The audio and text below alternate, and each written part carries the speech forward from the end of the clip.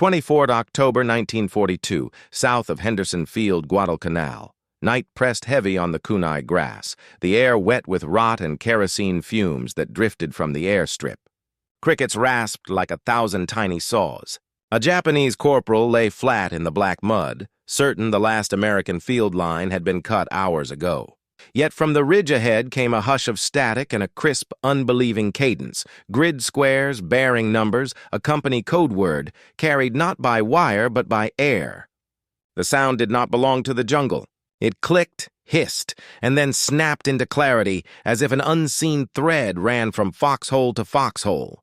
When American mortars answered with clean, bracketed corrections, he realized the enemy was talking freely with no cables to sever. In the days that followed, patrols reported the same unsettling pattern.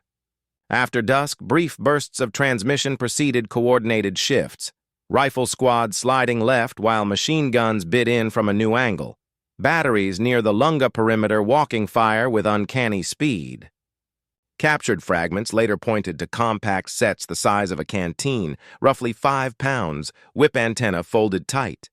American notes called one a Handie-Talkie, operating on a few megacycles with a mile or more of practical reach through broken jungle. Japanese runners still needed an hour to carry a paper slip across a ravine. The Americans seemed to compress that hour into seconds. Confusion hardened into disbelief, then dread. Something portable, something American, had detached command from the wire, and the island began to crackle with it. What the corporal could not see that night would soon be measured in factories, tubes, and production figures, a system built to make speech travel with the infantry. The story of how the United States achieved that mobility begins next. In the opening years of the Second World War, the world's greatest armies still moved at the pace of paper. Orders traveled through wires strung across battlefields, or in the trembling hands of runners sprinting between foxholes. Field telephones, signal lamps, colored flares, these were the arteries of command. When the lines were cut, as they so often were, silence reigned. Both the Imperial Japanese Army and the German Wehrmacht placed their trust in this chain of command. Radios were cumbersome, scarce, and largely confined to division headquarters. Artillery batteries or tank formations. A rifle platoon might go into combat with no direct line to higher command, relying instead on drills memorized weeks before. To change direction in the midst of battle was nearly impossible without face-to-face orders or prearranged signals that vanished in the smoke and chaos of combat. In early 1942, the Americans learned how deadly this rigidity could be. At Kasserine Pass in North Africa, confusion between infantry, armor, and air units left U.S. forces exposed and uncoordinated. Tank columns advanced without support, artillery fired blind, and airstrikes fell out of sync. Reports from the battlefield made it clear communication failure was not just an inconvenience, it was a weapon turned against them. Out of that humiliation grew resolve. Army Signal Corps engineers, working with civilian giants like Galvin Manufacturing of Chicago and Raytheon of Massachusetts, began racing to produce a radio light enough for a single soldier to carry and rugged enough to survive the front lines. By mid-1942, American factories, some converted overnight from producing car parts, and vacuum cleaners, were turning out thousands of SCR-536 Handie-Talkies and the more powerful SCR-300 Walkie-Talkies. Japan and Germany assumed miniaturized radios would remain rare and unreliable. They underestimated the American marriage of industrial speed and engineering boldness. The battlefield was about to be divided by philosophy itself, one side clinging to discipline and pre-scripted maneuver, the other embracing improvisation powered by airwaves. And as the Pacific Campaign unfolded, those unseen signals would begin to rewrite how war was fought. By the summer of 1942, American engineers had achieved what no army had managed before: a radio that a single infantryman could hold in one hand and carry into combat. The SCR-536, christened the Handie-Talkie, was a compact marvel, 10 inches tall, 5 pounds in weight, sealed against moisture by a rubber-lined aluminum case.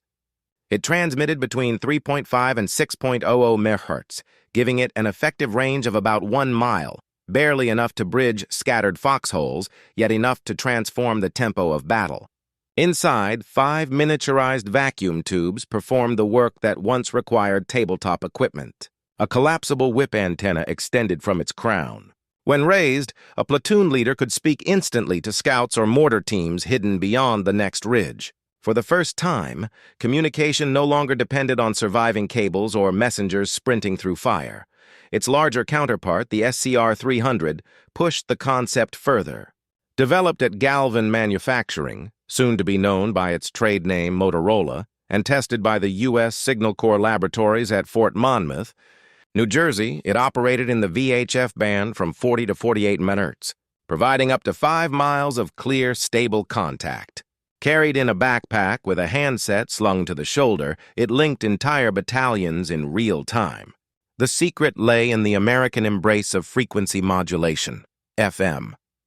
While Axis radios clung to amplitude modulation, AM, and crackled with every burst of static, the FM sets cut through jungle humidity, rain, and urban echo with remarkable fidelity. Soldiers described the voices as close enough to shake hands, Japanese Type 94 field sets. By contrast, weighed more than 100 pounds and required 2 or 3 men to operate, making them useless for fluid infantry maneuvers. American engineers had compressed that same capability into something a rifleman could carry through waist-deep mud. Fort Monmouth's teams refined the circuits, ruggedized the tubes, and proved that small could indeed mean strong.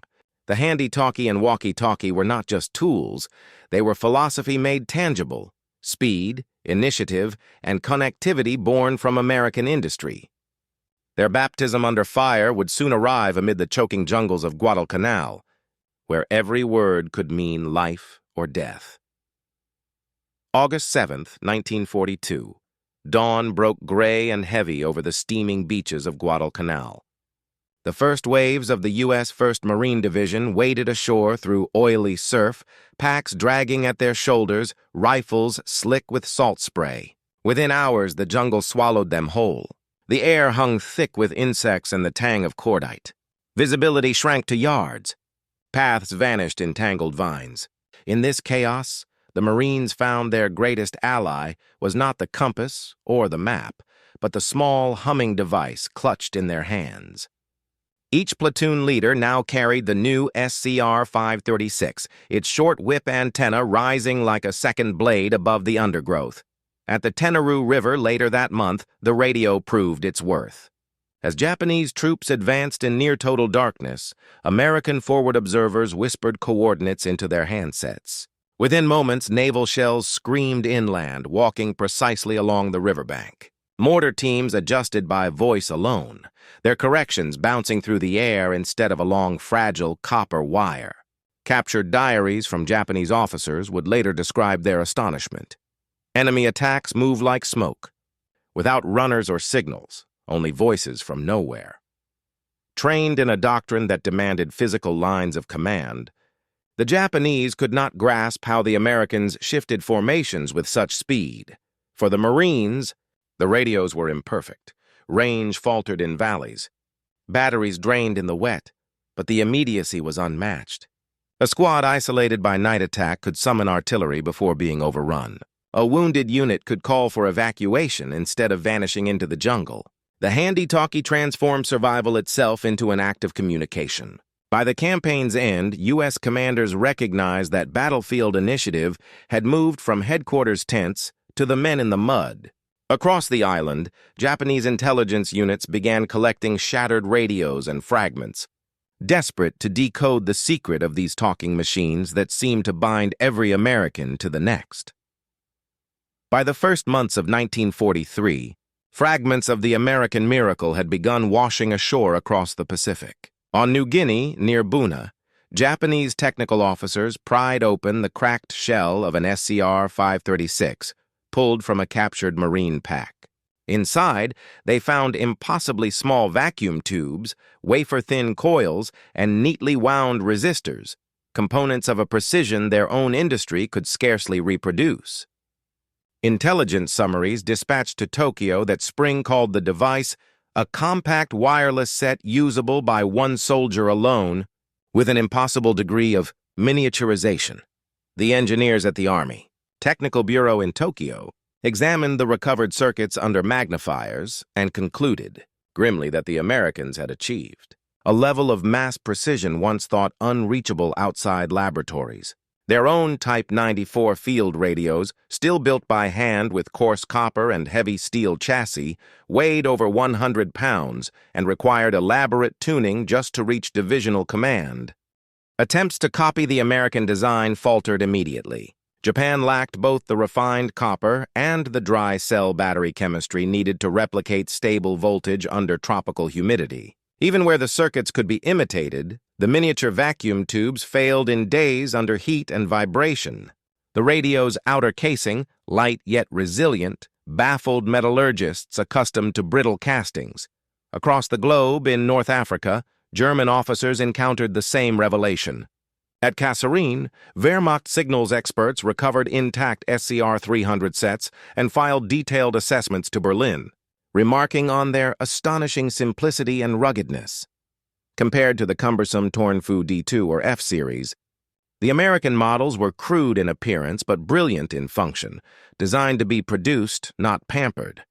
Reports debated whether these were prototypes. Factory data soon revealed they were rolling off U.S. assembly lines by the tens of thousands. For Axis strategists, the horror lay not in the metal, but in the method. The Americans had built a system that trusted initiative at the lowest level, a philosophy that turned every squad leader into a node of command. Radios could be copied, but culture could not. The enemy now understood that America's true weapon was communication itself, about to be magnified by its vast industrial engine. By 1944, America's war machine had turned the invisible art of radio into a mass-produced weapon. The same assembly lines that once filled living rooms with music were now feeding the front lines with voices. Motorola's sprawling Chicago plant, RCA's facilities in Camden, and Western Electric's factories across Illinois hummed day and night. In just 2 years, more than 130,000 SCR-536 Handie-Talkies and 43,000 SCR-300 Walkie-Talkies rolled off these lines, each inspected, packed and shipped with the precision of ammunition. Vacuum tubes, batteries, and antennas were built to strict Signal Corps standards, ensuring every part could be replaced in any theater, from the deserts of Tunisia to the coral atolls of the Pacific. At Fort Monmouth, New Jersey, and Camp Murphy, Florida, instructors trained thousands of radio operators to master frequency tuning, signal protocol, and field maintenance. The Quartermaster Corps followed with logistical ingenuity, designing waterproof pouches, field charging kits, and spare battery canisters to keep sets running through monsoon rains. Supply officers choreographed shipments through global routes. By spring 1944, crates of fresh Handie-Talkies arrived not just in Europe for Operation Overlord preparations, but in Burma, the Philippines, and New Guinea, where dense vegetation once choked all other forms of communication. Axis intelligence struggled to comprehend the scale. Reports intercepted in Tokyo and Berlin admitted disbelief that such radios were standard issue rather than elite equipment. German analysts compared the feat to arming every soldier with a command post. American radios no longer symbolized technological novelty. They embodied industrial philosophy, standardized, reliable, and inexhaustibly reproduced. In contrast to Japan's handcrafted sets and Germany's precision-limited production, America had industrialized the airwaves themselves. This unprecedented network would soon make amphibious warfare and combined arms operations not only possible, but seamless, setting the stage for how wireless coordination reshaped combat across Europe and the Pacific in the final years of the war. June 6, 1944. Before dawn broke over the Normandy coast, American paratroopers of the 101st and 82nd Airborne Divisions tumbled through cloud and tracer fire into the darkness above France. Units were scattered miles from their drop zones. The hedgerows below were a maze of mist and gunfire. Yet amid the chaos, voices found each other through the static of the SCR-300 walkie-talkie. Squad leaders crouched behind stone walls, pressing the handset to their lips as they called out coordinates, regrouped isolated men, and summoned mortar support from unseen allies. The radio's 5-mile range bridged paratroop clusters that would otherwise have been doomed to fight alone. At Carentan, German defenders later wrote in disbelief that the Americans fought as if guided by one mind, shifting their fire and flanking positions with impossible speed. The invisible network had turned confusion into coordination. Across the Pacific that same year, the same technology bound together an even larger battlefield. During the Leyte landings in October 1944, U.S. Army units under General Douglas MacArthur used the SCR-300 to synchronize amphibious waves with close air support, directing fighter bombers onto Japanese gun positions within minutes of spotting them.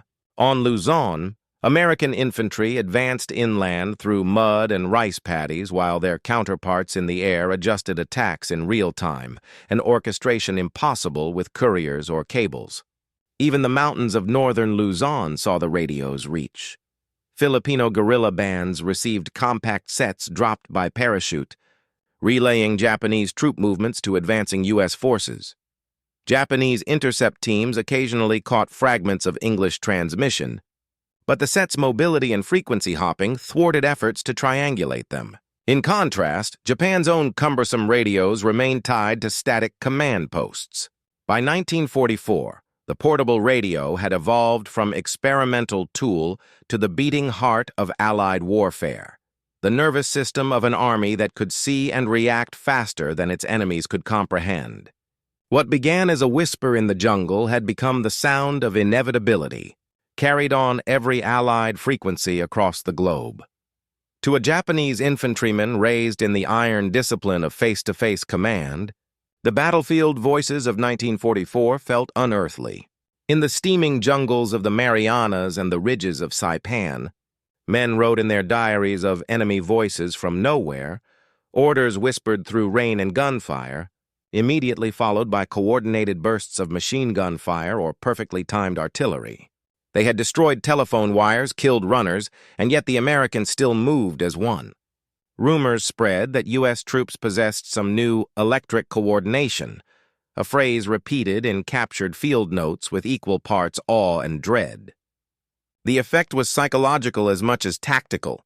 Japanese units began hesitating between assaults, fearful that unseen ears were already listening, unseen hands already responding.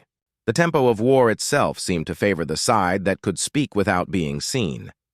For the Americans, the same technology became something deeper than a tool. It was connection.